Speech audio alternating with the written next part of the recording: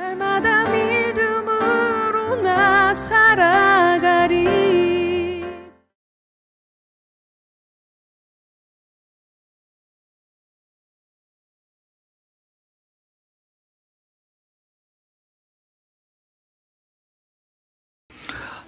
우리 지난주에 본 것은 16절 하반부죠. 다윗의 뿌리요 자손이니고 강명한 새벽별이라 하시더라. 이 말씀을 우리가 지난주에 함께 보았습니다. 이 말씀들은 결국 다 어디에 기록이 되어 있다고 말씀드렸습니까? 구약에 다 기록이 되어 있다.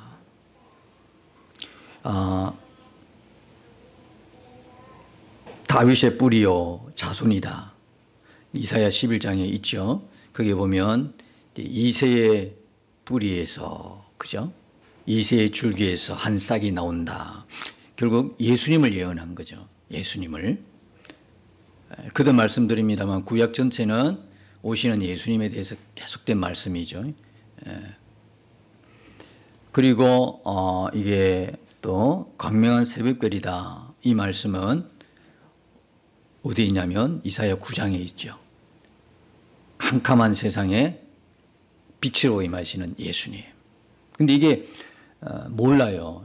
이 강명한 새벽별이 또는 다윗의 뿌리, 자손, 이분이 예수님이라는 걸 모르죠. 근데 여러분은 아시죠? 여러분은 아시죠? 이렇게 이분이 예수님이라는 걸 아세요. 왜 그랬을까요? 이 빛이 우리들 마음에도 임했기 때문에 그런 거예요. 이 빛이 임하지 않으면 강명한 새벽별이 뭔지, 다윗의 뿌리가 뭔지, 다윗의 자손이 뭔지, 누군지 아무도 몰라요.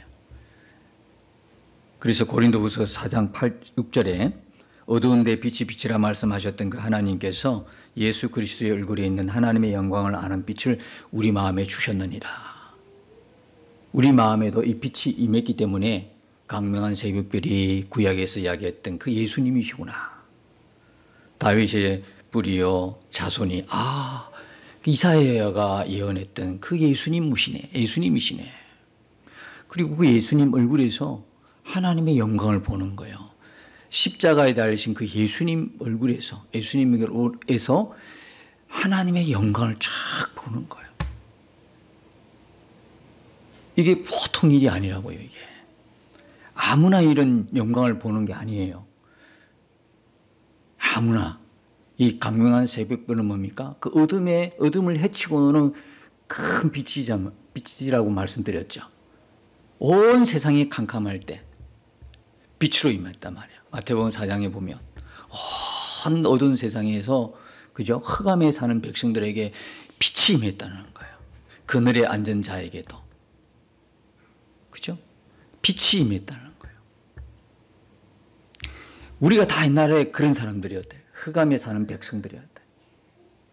흑암에 사는 우리들에게 하나님께서 빛을 비추어 주셨대요. 나는 세상의 빛이니. 빛을 비춰줬으니까 알 수 있는 거예요. 어둠 속에 있으면 모르죠. 근데 우리가 빛으로 나오니까 하나님을 아는 거예요. 예수님을 아는 거죠. 그렇구나. 빛으로 오신 예수님을 안다 이 말이에요. 근데 이 예수님은 이 세상 동안에 우리가 살 동안에 빛만 되신 것이 아니라 우리가 앞으로 갈 새 예루살렘의 영원한 빛이 되시는 거예요. 우리 여기 보면 21장에 보면 바로 위에 나오죠. 23절에 보면 그 성은 해나 달의 비침이 쓸데없으니 이는 하나님의 영광이 비치고 어린 양이 그 등불이 되심이라. 영원한, 예수님이 영원한 빛이시기 때문에 예루살렘에는 뭐가 필요 없어요. 해도 필요 없고 달의 비침이 쓸데가 없는 거예요. 그분 자체가 빛이시니까. 그러니까 그 빛을 받은, 그 빛의 은혜가 있는 우리는 항상 빛으로 다녀요. 어둠 속에 다니지 않아요. 빛으로 다녀요.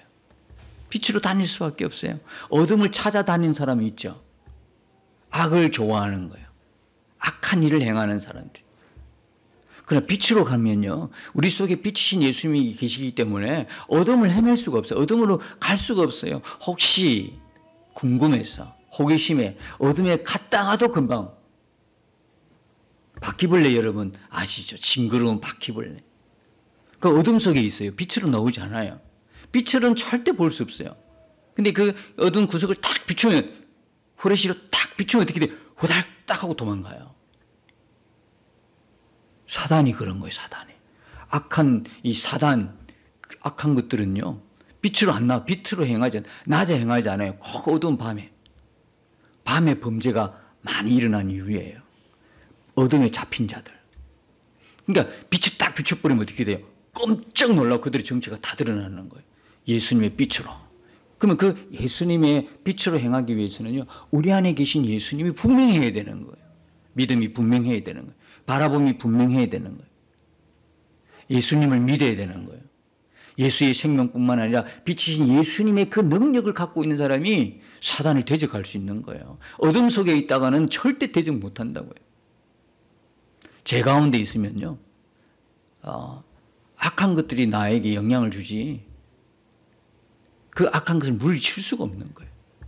그래서 날마다 우리가 경건하고 거룩한 삶을 애쓰고 힘써야 되는 이유가 거기 있어요. 구원받은 백성들이 게으르면 안 돼. 그때부터 해야 할 일이 있어요. 구원받기 전에는요, 모든 행함은 다 악이고 죄고 형벌을 받고 심판받아야 되지만, 구원받고 난 이후에 하나님 자녀들에게 행함이라는 것은 전부 다 말씀하셨잖아요. 내가 너에게 상을 주리라. 그리스도 예수 안에서의 그 부지런함과 그리스도 예수 안에서 빛으로 행한 모든 것들이 뭡니까? 하나님 앞에 상이 된다 이 말이에요. 축복이 되고 은혜가 된다. 근데 자꾸 우리가 어둠 속에 기어 들어가면 안 된다 이 말이에요. 우리는 빛의 자녀이기 때문에 그래요. 빛으로 행하는 거예요. 자, 그 말씀을 지난주 나눴고요. 오늘은 그 뒷부분이 아니라 앞부분을 말씀드리는 거예요. 이 앞부분이 전체를 다 차지하게 될 거예요. 나 예수는 교회들을 위하여 내 사자를 보내어 이것들을 너에게 증언하게 하였노라. 지금 여러분 이 계시록을 받고 있는 요한이 어떤 상태에 있어요? 우리 잊어버리면 안 돼. 지금 요한이 밤무숨에 외롭게 세상과 싸우고 죄와 싸우고 마귀와 싸우고 악한 세력과 싸우도록 이 지금 밤무숨에 유배되어 있는 상황이에요. 지금 홀로 툭 떨어졌어. 주변에 사람도 없고, 그리고 자기들의 동료 성도들은, 초대교회 성도들은 지금 핍박 속에 있어요. 요한은 따로 떨어져서 이렇게 고난과 핍박 가운데 있지만 그 성도들은 어떻게 해요? 로마 시대의 그 핍박을 오로지 몸으로 다 당하고 있다 이 말입니다. 고난 중에 있다면 말할 수 없는 고난. 이 고난들이 어디에 소개되어 있냐면 히브리서 11장에 소개되어 있고요. 로마서 8장에, 고린도후서 11장에, 마태복음 23장에 예수님 말씀에 따라서 쫙 이렇게 핍박과 고난을 받는 그 모습들이 다 소개가 되어 있는데 끔찍합니다. 아니, 예수 믿는 것 하나 때문에 우리로서는 지금 이 시대에 우리가 신앙생활하는 우리로서는 이해도 안 되지만 받아들일 수도 없잖아요. 상상조차가 안 되는 끔찍한 고난과 박해를 받고 핍박을 받고 있더라는 거예요. 근데 우리가 동일하게 같은 시대를 살고 있는데 어느 지역에서는 이와 똑같이 성경에 기록된 대로 초대교회 교인들, 구약 성도들이 받았던 그 고난과 핍박을 여전히 받고 있다는 거예요. 그 박해와 핍박은요, 언제까지요? 예수님이 재림할 때까지. 그럼 우리는 뭐예요? 진짜 감사한 일일까요? 우린 지금 예수 믿는 것 때문에 죽어가는 현장이 있지 않아요? 순교당해야 될 현장이 있잖아요. 우린 북한에 살고 있지 않아요? 우리 다 이야기 듣고 있잖아요. 북한 이야기를 듣고, 북한의 지하 교인들, 위로 올라올 수는 없으니까 지하에서 예배드리는 교인들, 성경책 하나 없는 교인들, 다 성경책이 귀해가지고 찢어서 한 장 한 장씩 찢어서 그걸 보고 서로 교환하고 또 다른 거 보고 이렇게 믿음 생활하는, 우리는 도무지 상상이 안 되는 북한의 지하교인들. 우리보다 그들이 더 악해서 그런가요? 그들은 왜 그런 말할 수 없는 고난과 핍박, 예수 믿는 거 하나 들켜버리면 바로 사형장에서 사형을 당할 수밖에, 죽음을 당할 수밖에 없는 그런 처지에 있거나, 아니면 저 아랍의 중동권의 해결권에 속해 있는 거기에서 예수 믿으려고 하는, 예수 믿는 사람들 똑같은 고난 받고 있는데 우리는 왜 이렇게 있냐 이거지요. 우리는 하나님께 특별히 그들보다 우리 더 사랑해서 그러나? 우리가 하나님을 더 잘 믿어서 그런가요? 여러분 여기에 긴장하셔야 돼요. 오히려 예수 믿는 것 때문에 순교를 당하고 핍박이 극심한 이 지역에는요, 성령이 아주 강하게 역사하는 지역이에요. 성령이 안 계셔서 그런 게 아니고요. 성령이 너무나 강하게 역사합니다. 여러분, 우리가 어떻게 우리 스스로가 우리 힘으로 순교당할 수 있습니까? 한번 생각해 보십시오. 목을 베는 거. 히브리서 11장에 보면 이런 이야기가 있어요. 조롱과 채찍기 당하는 것은 기본이고요. 고문 당하는 건 아주 기본이고요. 끔찍한 이야기는 결박과 옥에 갇히는 것도 기본이고요. 그런데 좀 끔찍한 내용이 나와요. 성경 그대로 묘사를 하고 있거든요. 돌로 침을 당해. 돌로 맞아 죽어요. 돌에 맞아 죽는 거 생각 끔찍한 일이에요. 아, 그것도 끔찍한 게 있어요. 톱으로 사람을 죽이는 거예요. 톱으로 잘라서 죽이는 거예요. 아, 목 빼는 거는 기본이고요. 우리가 옛날에 우리나라에서도 복음 전하러 가다가 죽은 사람들 모습 보면서 이 칼로 그냥 목을 베는 그런 걸 뉴스를 접했잖아요. 끔찍하죠. 우리로서는 얼마나 끔찍해요. 뭐 이건 아주 그 당시 기본이었다. 못 묻고 궁핍을 당하고 환난을 당하고 학대를 받고 우리처럼 거처도 있는 것이 아니에요. 돌아다니는 주소가 있는 것 아니에요. 광야로 돌아다니고 산과 동굴과 토굴에 살고 뭐 때문에요? 충분히 이러고 살고 싶지 않다면 얼마든지 그럴 수 있는 거예요. 예수만 부인하면 되니까. 예수 안 믿으면 되잖아요. 아, 예수 안 믿으면 되는 거지. 무슨 불이익을 왜 당해요? 같은 경제 활동을 길드라고는 그 경제 활동 조합에 속해가지고 얼마든지 먹는 거, 일하는 거 지장 없잖아요. 그런데 이들은 뭐예요? 도대체 뭐 한 사람이 이 사람이? 왜 죽어가면서도 순교하면서도 예수를 부인 안 해? 그 한마디만 하면 되잖아요. 예수 안 믿습니다 하면 되잖아. 예수 믿다가도 나 잠시 끊어버리면 되잖아요. 근데 이들은 왜 그러냐고. 예? 이들과 우리는 똑같은 예수인데 왜? 뭐가 다른가요? 단순히 그들은 지금 순교를 당하고 핍박을 받고 우리 안 받았네. 아, 할렐루야. 우리가 참 좋네. 너무 좋은 대한민국이야. 신앙의 자유도 있고 예배의 자유도 있고 그렇게 고난 안 당하도 뭐 이렇게 넉넉하게 살다가 할렐루야 하고 죽음까지도 넉넉하게 죽고 믿음 안에서 죽고 그리고 또 천국이고 와 좋네. 이러고만 생각할 게 아니다. 이만 도대체 이게 뭐냐 이게 여기 무슨 하나님의 뜻이 있냐고. 불과 몇백 킬로 사이에서 이런 일이 벌어지고 있어요 지금. 그럼 우리는 그냥 복을 받은 거고 복 못 받은 거네. 근데 아무리 성경을 쳐다봐도 그거 아니더라고요. 역전이 된 거예요 이게. 왜 한마디만 하면 될 텐데 그 어려운 예수를 왜 믿었냐고. 왜 믿냐고. 여러분은 왜 예수 믿냐고. 우리는요 조그만 불이익이 있어도 시험 들어요 당장에. 누가 나에게 뭐라 그래도 시험 들고. 뭐 하는 거예요 이렇게. 광야에서 피는 꽃이고 우리는 온실 속에 피는 꽃이요. 온도만 조금 떨어지면 죽는다고 소리치는 온실 속의 그리스도인. 저기는요 광야예요. 비바람이 몰아쳐. 끄떡없는. 그래서요 예수 믿는 것 때문에 죽어가야 되고 핍박받아야 되고 고난받는 그 현장에는요 제가 생각할 때는요 성령이 아주 강하게 역사하는 곳이에요. 그곳은 우리 힘으로 죽을 수 없잖아요. 내 의지로 죽는 거 아니잖아요. 성령이 붙들어 주신다 이 말이에요. 그 고난을 당해도 끝까지 예수 부인하지 못하도록 하는 거는 성령의 은혜다 이 말이에요. 은혜. 꽉. 그런 위협보다도 그런 죽음의 공포보다도 두려움보다도 더 강력한 하나님의 은혜. 그게 붙들림 받으니까 그게 눈에 안 들어오는 거예요. 우리는 은혜가 다 소진되고 나니까 세상 게 자꾸 들어와. 세상이 더 좋은 거야. 더 좋아 보이는. 세상에 할 일도 많고 재미도 많고 세상에 푹 빠지는 이유는요. 무슨 이야기냐면 바람이 다 빠진 거예요. 내 안에 차 있던 예수가 다 빠져버린 거예요. 이게. 타이어처럼 풍선처럼 쑥 빠지고 무슨 바람이 들어와? 세상의 바람이 막 들어와가지고 방금 딱 부딪히기만 뻥 터질 만큼 위기에 있단 말이에요. 보물풍선이 부풀어 올랐는데 성령의 바람으로 풀러 올라야 되는데 이거는 세상의 바람으로 막 그냥 빵빵하게 곧 터질 것 같은. 우리 모습이 그런 모습 아닐까요? 그렇지 않나요? 성령이 강하게 산단 말입니다. 초대교회 교인들이 우리보다도 더 이제 성정이, 우리보다도 뭐 감정이나 의지 이런 부분이 뛰어난 게 아니고요. 성령이 붙으시니까 이런 일이 있는다 이 말이에요. 성령이 붙었다. 우리가 진짜 구해야 될 게 뭘까요? 오늘도 교회 와서 우리가 하나님 앞에 기도도 하고 그러잖아요. 예배 드리는데, 예배하면서 감사도 하고 그러는데요. 진짜 구할 게 뭐냐요? 우리 안에 뭐로 채워져 있느냐 이거예요. 우리 안에 뭐로 충만해 있나 지금. 세상이냐 하나님이냐. 그래서 우리가 구해야 될 거는, 늘 구해야 될 거는 예수로 충만하게 하옵소서.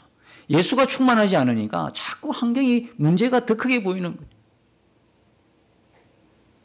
제가 여러분보다도 이런 말씀을 드리는 제가 여러분보다도 더 의지가 굳세어서 그럴까요?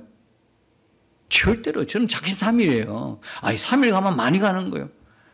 새벽에 그 조용한 시간에 기도하며 사나리 내가 오늘 이렇게 믿음으로 살겠습니다 해놓고 조금 지나면, 정오가 지나면 나도 모르게 마음이 내려앉는, 저도 연약한 존재라고요.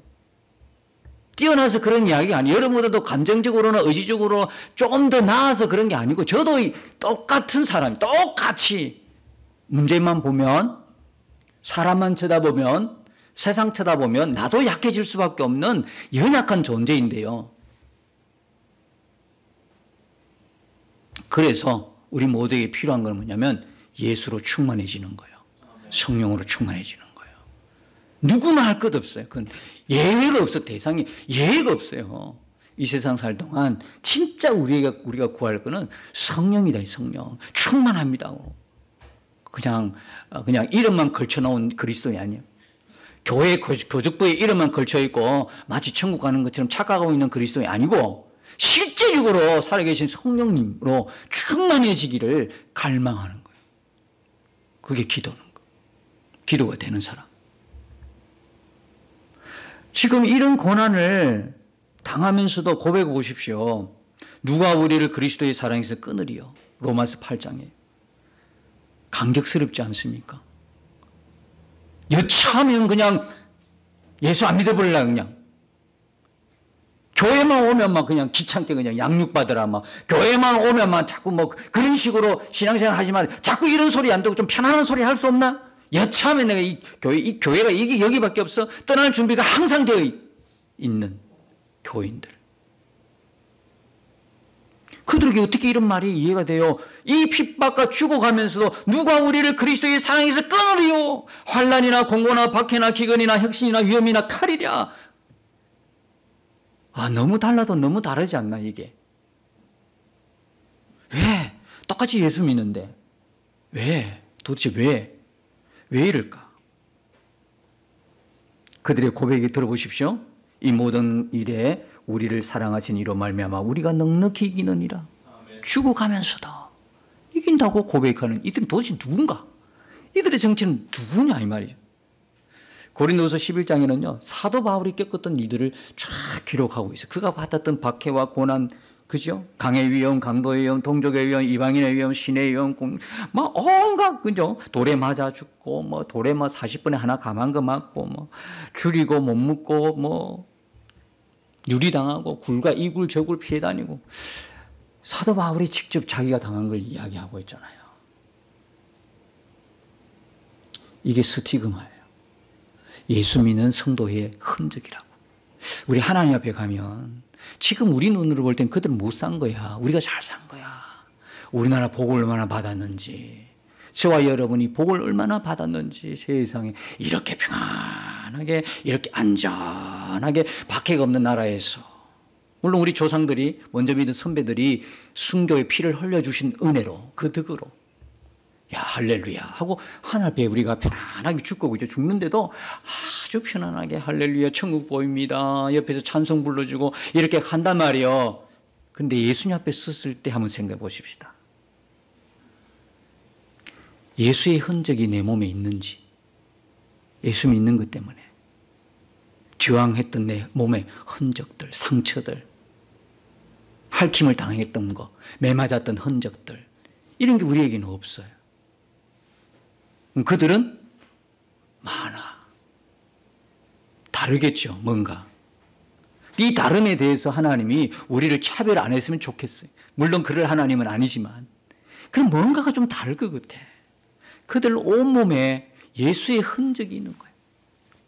여러분, 우리가 지금 여기에 사는 것에 정신 빼앗기지 말고 곧 하나님 앞에 설 우리의 모습을 바라보면서 우리 몸에도 예수의 흔적, 스티그마, 그 자국을 기쁨으로 받아들이는 자들이 다 되었으면 좋겠어요. 그 자국이 뭐예요? 예수 믿어라, 예수 믿어라, 기도하고. 아, 왜 내가 저 사람 때문에 기도해야 돼? 왜 내가 저 사람 때문에 내 삶의 시간들을, 그 귀한 시간들을 써야 돼? 돈을 써야 돼? 마음을 붙여야 돼? 한 영혼 기회 가지고 그냥 단순하게 이름 올려놓고 기도하는 게 아니라 내가 정말 전도하기로 작정한 영혼이 있다 그러면 내 모든 게 희생되어야 돼. 시간도 희생되어야 되고 내가 가진 물질도 희생해야 돼. 그의 마음을 얻으려고 갈급한 그런 어떤 있어야 돼. 우리에게 그게 하나님 앞에 가면 그게 스티그마가 된다 이 말이에요. 우리가 어떻게 할 거야 그러면? 이 땅에서 그냥 순교당한다고 나 죽여 이렇게 사는 거예요? 그걸 스티그마 흔적이라고 할 거예요? 우리는 상황이 달라 지금. 북한의 상황이 아니고 아랍의 상황이 아니야. 우리는 우리 나름대로의 상황이 있어. 삶의 산재물이 되는 상황. 그들은 몸으로 예수님을 나타내지만 우리는 뭐예요? 삶으로 나타내. 어쩌면 우리가 지금 아무런 박해가 없고 죽어가야 되는 예수님 때문에 손해볼 것도 없는 이 세상 살지만 이 세상 살아가는 건 우리가 더 힘들어요. 왜? 사단의 미혹이 넘치고도 넘치는 세상 속에 사니까. 그러니까 자꾸 성도들에게 미혹이 들어온다 이 말이에요. 미혹이. 이대로 사는 게 예수의 별나게 믿고 별나게 사는 거는 영 아닌 것 같아. 우아하게 좀 살고 싶은 유혹을 받는 거예요. 예수 똑같이 믿어도 세상 사는 거 뒤지지 않는 삶을 살고 싶은 거야. 부자 되고 싶은 거야. 권력을 잡고 싶은 거지. 인기가 좋은 거야. 그러면서도 예수는 믿고 이거는 세상에서 원하는 건 다 가지고 이게 축복으로 생각하는 거예요. 이게.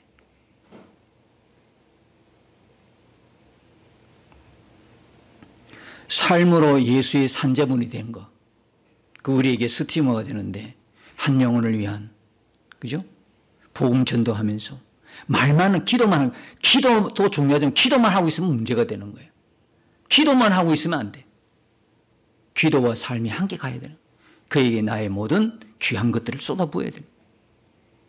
비록 이 땅에서 여러분들이 하나님 앞에 갈 때까지 열매를 거둘지 못할지라도 무디처럼 그가 죽고 난 이후에 그의 친구들이 그렇게 40년 50년 예수 믿으라고 전도했던 그 친구들이 무디가 살아있을 때는 안 왔지만 무디가 죽고 난 이후에 그들이 예수를 믿기 시작했다는 것을 우리가 알고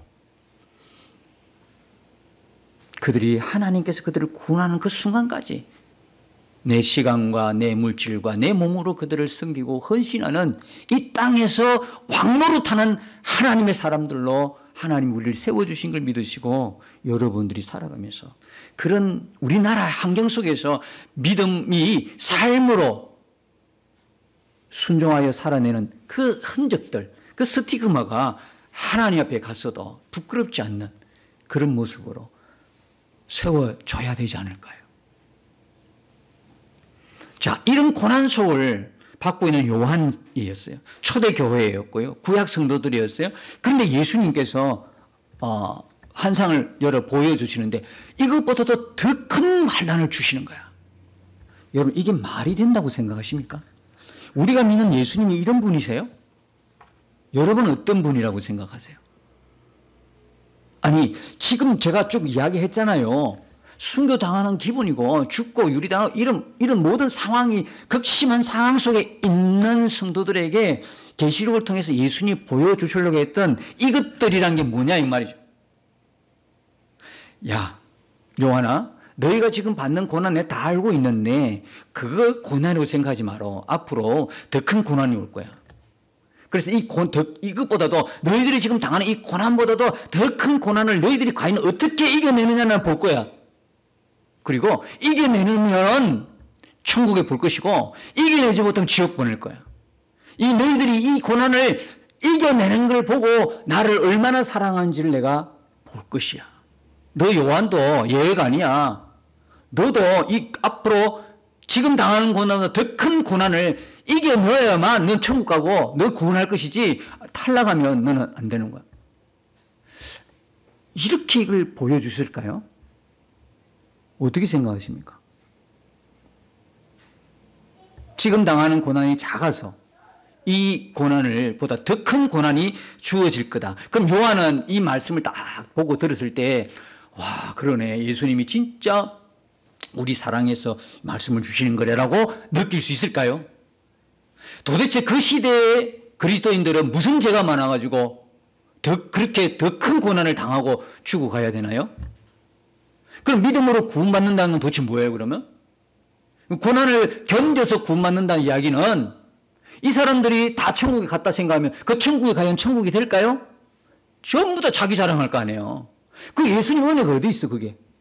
아니, 내가 그럼에도 순교하면서 고난을 이겨냈어라고 자랑할 거 아니에요. 그게 무슨 멸류관을 쓴 걸 다 예수님 앞에 발 앞에 던질 이유가 없어. 다 자기가 하나님 받은 멸류관 자기가 다 책 꼭 붙들고 있을 거지. 누가 빼앗아 갈까 싶어가지고 그 머리에 막 손 안 대고 계속 그 멸류관 덮어 쓴 머리를 잡고 있을 거 아니야. 근데 우리가 본 것처럼 계시록 5장에 보니까 전부 다 장로들이, 24 장로들이 뭐예요? 자기에게 하나님이 준 그 멸류관을 다 벗어서 누구에게? 어린 양 발 앞에 놔두잖아요. 그 이야기 무슨 이야기예요? 단 한 사람도 자기 공로로 자기의 어떤 그거로 믿음을 온 게 아니다 이 말이에요.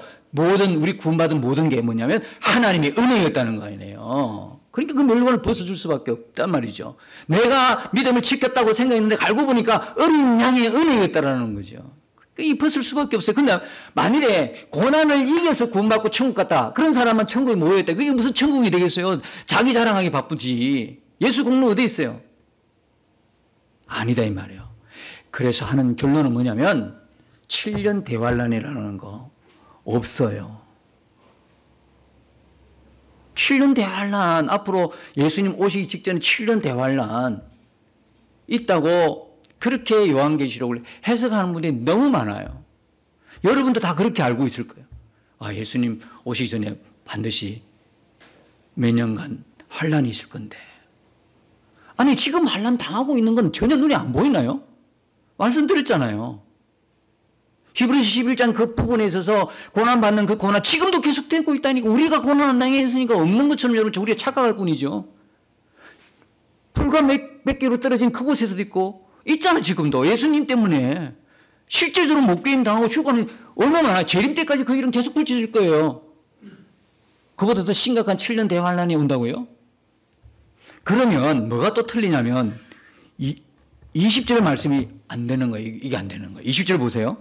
이것들이 자꾸 나와요. 이것들 18절에도 이것들 나와요. 16절 이것들 나오죠. 8절에도 이것들 나와요. 이것들이 계속 나와요. 이것들은 뭐냐면 계시록 전체 내용을 이야기하고 있는 건데요. 20절의 내용이 안 맞는 거예요. 이것들을 정언하시니까 누구예요? 예수님이죠. 이르시되 내가 진실로 속히 오리라 하시거늘 아멘 주 예수에 오시옵소서. 여러분 같으면 예수님 오시기 전에 7년 대환란이 있다고 믿는 사람 같으면 이 말이 놓습니까? 아멘 주 예수에 오시옵소서. 아무 생각 없이 그냥 주저함도 없이 요한은요.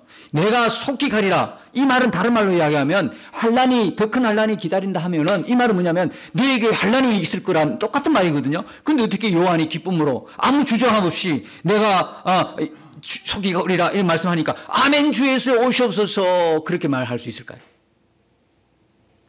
요한은요. 보고 들은 이것들 내용 전체가요. 환란이 더 이상 없는 거예요. 7년 대환란 같은 거 없단 말이에요. 그걸 아니까 바로 시간차 없이 바로 주저함 없이 예수님 내가 속히 가겠다니까 어서 오십시오. 오시옵소서 이렇게 아멘 이렇게 답변할 수밖에 없는 거예요. 없다는 이야기예요. 그리고 이 말이 안 맞는 게 내가 진실로 속히 오리라 이야기는 아멘 주 예수에 오시옵소서라고 화답했죠. 그러면 내가 속히 가겠다 하는 이야기는 아멘 주 예수에 오시옵소서 이 말 안에 뭐냐면 속히 오시옵소서가 동일한 말인 거예요. 내가 속히 가겠다 하니까 요한이 아멘 주 예수 오시옵소서 이렇게 응답했단 말입니다. 그 이야기는 속히 오시옵소서만 똑같은 이야기야. 그럼 속히 오시옵소서 이야기는 지금이라도 오시옵소서 똑같은 이야기. 근데 7년 대환란이 예수님 오시기 전에 7년 대환란이 작정되어 있다, 계획되어 있다면 이 말씀 못 하는 거예요. 왜? 오시고 싶어도 속히 못 가는 거야. 이걸 거치고 가야 되니까. 이렇게 우리가 물어볼 수 있어요. 예수님 속히 오시기를 우리가 너무 간절히 원해요. 지금 오십시오. 그런데 못와. 지금 못와. 왜? 환란이 시작돼야 오지. 환란이 시작되고 몇 년간 거쳐야 예수님 오시기로 돼 있다, 계획이 돼 있다면, 소위 말하는 7년 대환란이라고 이야기하는 그분들의 이야기를 이야기하자면 그런 거 아니에요, 지금. 지금 예수님이 오시고 싶어도 못와. 7년 환란이 시작돼야 되는데 환란이 아직 시작이 안 됐다 이 말이에요. 지난주에 말씀드렸잖아요. 나팔 불고 전국을 순회하면서 첫 번째 나팔이 불려졌으니 예수님 오십니다 하고 막 나팔 불면서 피켓 들고 돌아다닌다고 하는 사람이 있다고 그랬잖아요. 유튜브에 그런 게 있어요. 그들은 뭐냐? 첫째 나팔을 부르다 왜 그래요? 지금 환란이 시작됐다는 이야기예요. 그분들은 7년 환란을, 대환란을 알고 그렇게 믿고 있는 분이에요. 그러니까 첫째 나팔이 시작되니까 이제는 얼마 안 남은 거예요, 이게. 그러니까 회개하라, 뭐 이렇게 하는데 해석이 잘못된 거예요. 두려움 속에 맞이해야 되는 거야. 예수님은 두려움 속에 이제 맞이하는 거지. 환란과 고통과 두려움이 곧 임박했어. 빨리 피해. 지금 여기서 여러분들이 예수 믿어야 돼. 말은 되지. 그런데 예수님은 속히 못와. 환란이 시작되거든. 말이 앞뒤가 안 맞아요. 그는 7년 대환란이라는 없어요. 또 하나 볼게요. 8절에요. 8절에 보세요. 이것들을 보고 들은 자는 나 요한이니 내가 듣고 볼 때 이 일을 내게 보이던 천사와 발 앞에 경배하려고 엎드렸대. 이거 말이 안 되는 거거든요. 누굴 경배하는 거예요, 지금? 요한이 몰라서 그럴까요? 요한은요, 천사 경배하면 안 되는 걸 알고 있어요. 경배 대상은 오직 누구예요? 하나님 외에는 없어요. 천사도 아니고 사람도 아니에요. 우리의 경배 대상은 오로지 하나님 외에 없다 이 말입니다. 근데 지금 그걸 모르나? 요한이? 정신 나갈 만큼 기뻤다 이 말입니다. 요한이 8절에서 이것들을 보고 들은데 이 보고 들은 게 너무 기쁘니까 황홀하니까 기절할 만큼 착각해버리는 거예요. 그걸 전해준 천사가 너무 고마운 거야. 그러면 요한이 여기에 보고 들은 것이 고난이고 죽어야 되고 더 큰 환난 같으면 요한이 어떻게 이렇게 기뻐하면서 천사들에게 착각할 만큼 이렇게 엎드릴까요? 아니다 이 말이에요. 너무나 기쁜 복음이기 때문에, 너무나 감당하지 못할 너무나 좋은 소식이기 때문에 요한이요 착각할 만큼, 전해준 천사도 감사할 만큼, 그것도 경배 대상만큼 엎드렸다 이 말이에요. 그리고 여러분 7년 대환란은, 대환란이라는 것은 큰 환란을 이야기하는 거예요. 마태복음 24장에도 큰 환란 나오고 다니엘서 12장에도 나와요. 개국 이래로 없던 큰 환란, 대환란이 그게 소개되는데요. 개국 이래라는 것은 아담으로부터 시작한 거예요. 이건 사람이 당하는 환란을 이야기하고 있잖아요. 큰 환란, 대환란은요 무슨 환란을 이야기할까요? 예수님이 당한 십자가 환란을 이야기하고 있는 거예요. 다니엘서 12장 1장 이거를 갖다가 마지막 때 예수님 오기 전 7년 환란으로 해석해버리니까 이런 오류가 생기는 거예요. 다니엘서 전부 다 12장 1절에서 이야기한 그 환란은요, 앞으로 오실 예수님이 지실 십자가를 말하는 거예요. 그 십자가 대환란을 이야기하는 거예요. 인간이 당한 환란을 대환란을 하지 않아요. 그래서 역시 예수님 믿는 것 때문에 세계 곳곳에서 성경이 이야기했던 죽임을 당하고 순교당하는 일은 계속될 거예요. 예수님 재림 때까지. 계속돼요. 근데 그걸 큰 환란, 대환란이라 하지 않아요. 만일에 인간이 당하는 환란을 7년 대환란, 3분의 1이 지구 인구가 3분의 1이 죽고 뭐 이런 거 있잖아요. 계시록에 우리가 그런 식으로 십자가에서 다 끝난 걸 갖다가 이분들은 그렇게 보지 않고 뭡니까? 7년 대환란소로 집어넣어가지고 환란의 기간 안에 일어난 일들로 보거든요. 불이 떨어지고 뭐 땅이 지진이 나고 이런 것들 3분의 1이 죽고 물고기 죽고 뭐 이런 거 있잖아요. 지금 우리가 쭉 봤던 내용을 7년 환란소로 몰아서 해석한다면 어떤 일이 벌어지냐면 사람이 3분의 1이나 죽어나가는 환란, 그래서 7년 대환란이 이렇게 해석하면요 틀린 게 뭐에 틀리냐면 노아 홍수 때는 환란이 아니에요. 노아 홍수 생각해 보세요. 노아 식구하고 8명 살아났어요. 다 죽었어요. 7년 대환란 속에 죽어가는 인구 3분의 1 다 죽었다니까. 8명만 남아놓고요. 소돔과 고모라는 환란 아닌가요?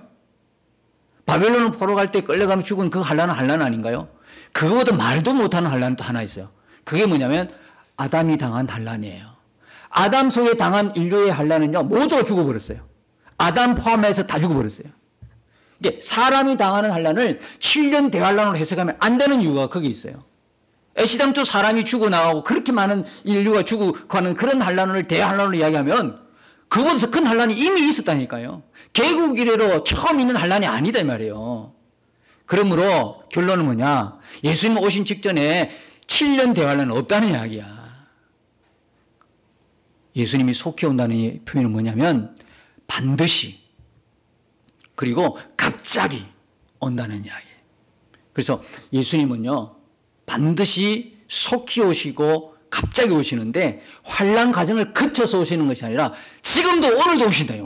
오늘 밤에도 오실 수 있고 내일도 오실 수 있고 갑자기 닥친다 이 말이에요.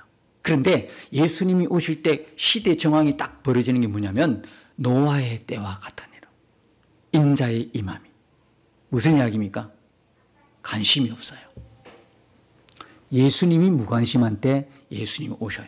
시집가고 장가가고 팔고 사고 먹고 마시고 다 해도요 세상에만 관심이 있지 예수님께는 전혀 관심이 없어요. 오늘 우리 시대 어떻습니까? 소위 예수 믿는 우리도 관심이 별로 없어요.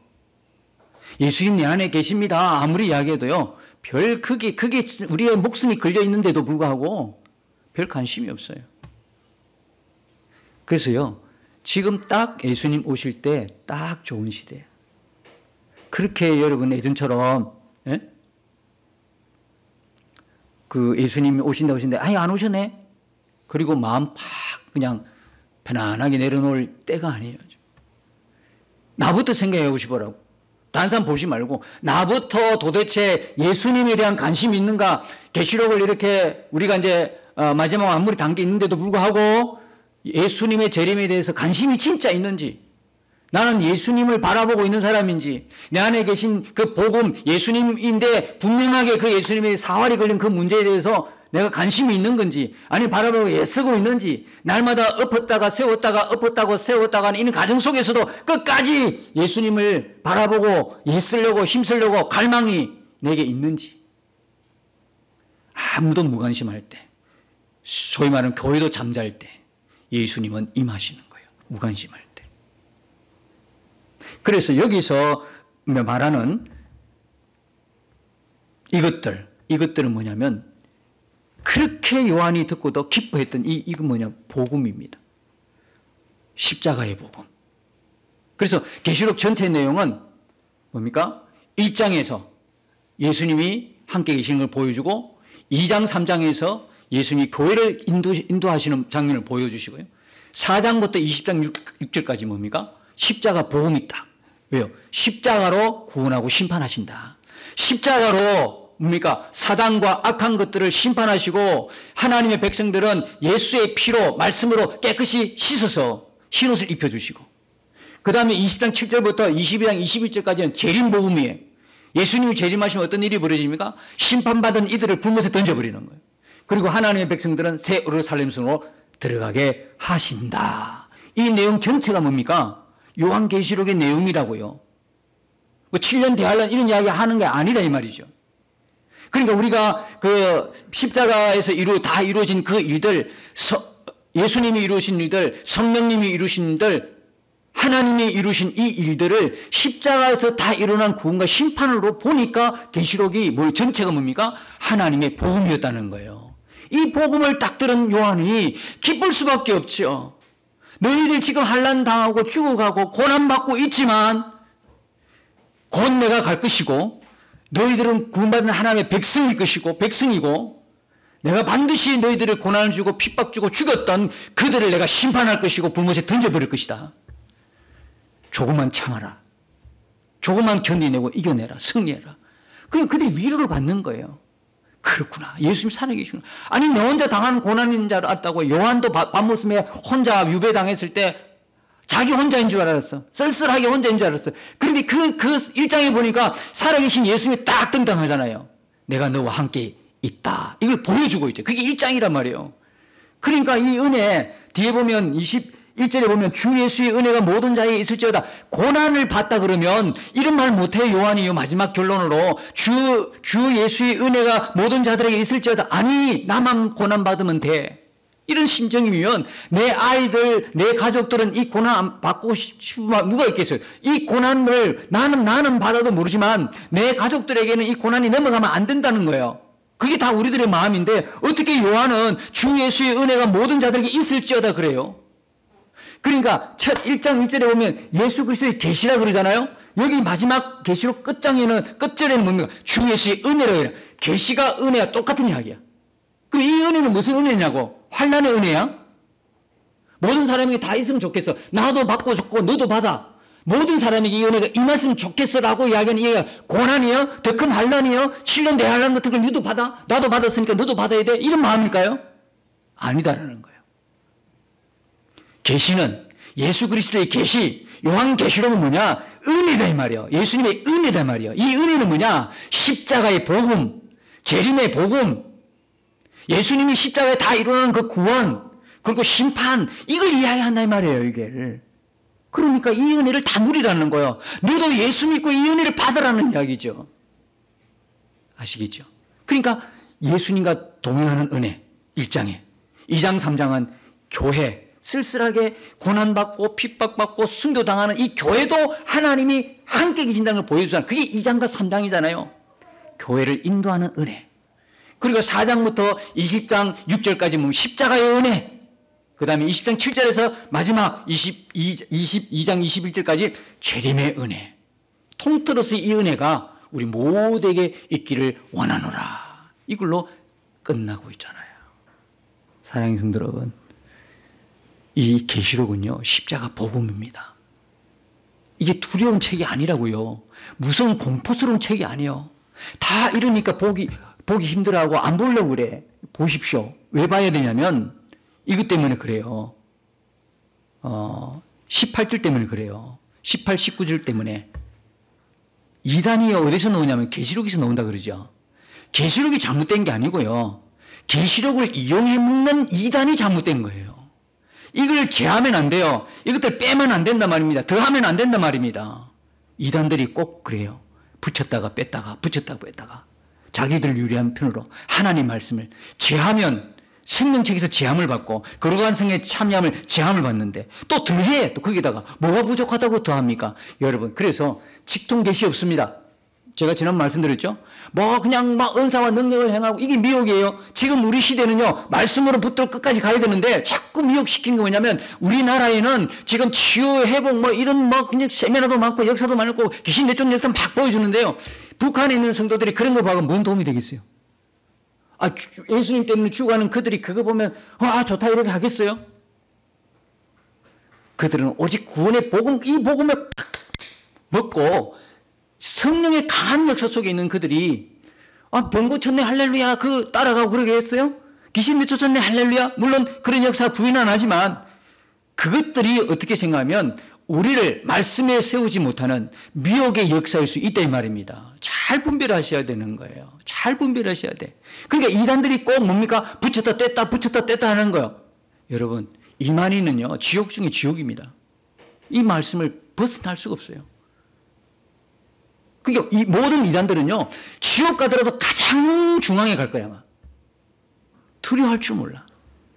심판받는 자에게는 두려운 말씀이지만 구원받는 우리에게 하나님의 성도에게는 이처럼 요한계시록은 복음의 기쁜 소식이야.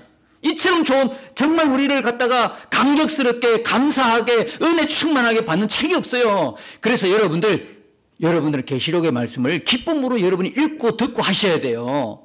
안 받고 덮어놓으면 안 된다고요. 이걸 이 좋은 소식, 복된 소식, 은혜로운 소식, 두려운 책이 아니라 우리로 하여금 감사케 하고 감격케 하는 복음의 소식을 여러분들이 열어놓고 맨날 봐야 되지. 그래야 이단들의 속임수에 넘어가지 않아요. 앞으로 계시록을 보십시오. 기쁨으로 보십시오. 사도 요한이 이렇게 기쁨으로 계시록을 전해준 것처럼 우리도 이웃들에게 복음을 알지 못한 그들에게 기쁨으로 전해줘야 되는 거예요. 우리에게 주신 이 요한계시록의 복음, 이 복음으로 우리 믿음이 더 견고히 세워지는 그런 은혜가 우리 모두에게 있으시기를 예수님 이름으로 축복합니다. 주와 함께 싸워 승리하리라. 날마다 믿음으로 나 살아가리. 날마다 믿음으로 나 살아가리.